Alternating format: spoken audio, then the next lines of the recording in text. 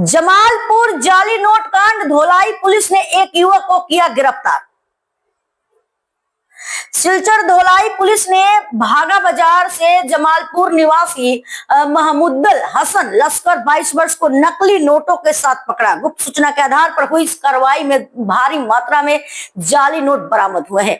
Police को शक है कि इसके पीछे एक बड़ा गिरोह सक्रिय है। युवक से पूछताछ जारी है। কালকে সকাল অনুমানিক 11:30টার সময় জামালপুরের একজন ছেলেরে 2 নম্বরই টাকা দিয়া বাগাবাজার ধরা হয়েছে। ধরার পরে পুলিশে গিয়ে আনছেন, আনার পরে তারা লইয়া গেছেন। ভিডিও ক্লিপও আছে। হ্যাঁ, লেনদেন করে মানুষের লগে, যত লেনদেন করে অত লেনদেনও কিছু সংখ্যক জালি নোট ঢুকাই দেয়। এইরকম করতে করতে মানুষ বিরক্ত লাগিয়ে আসছে। এই জালি নোট দিয়া মানুষে চায় না যে করতো। এরপরে লাস্টে জালি নোট ফাইলে মানুষে ভয় করে, মানুষে কথা বাইর করে না।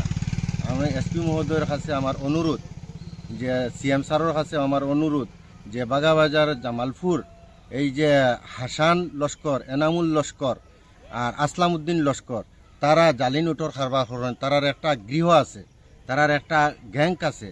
তারা টেকা বানাইয়া নিয়া আর কাপড়ে ঠগায়। আর আগুয়া জাগুয়া মানুষ ফাইলে, কিছু সরল সিধা মানুষ পাইলে এরারেও ঠগায়। আর ঠগাইয়া আর ও ইলা অনেক ঘটনা হইয়া আসছে। মানুষে ভয় করি হয় না, তারা কিছু গুন্ডা প্রকৃতির মানুষ। আর আমরা ভয় করি।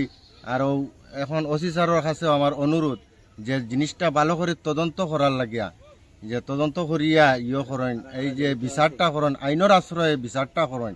আমরা বেশ ভুক্তভোগী। এই যে তারা যে যতটা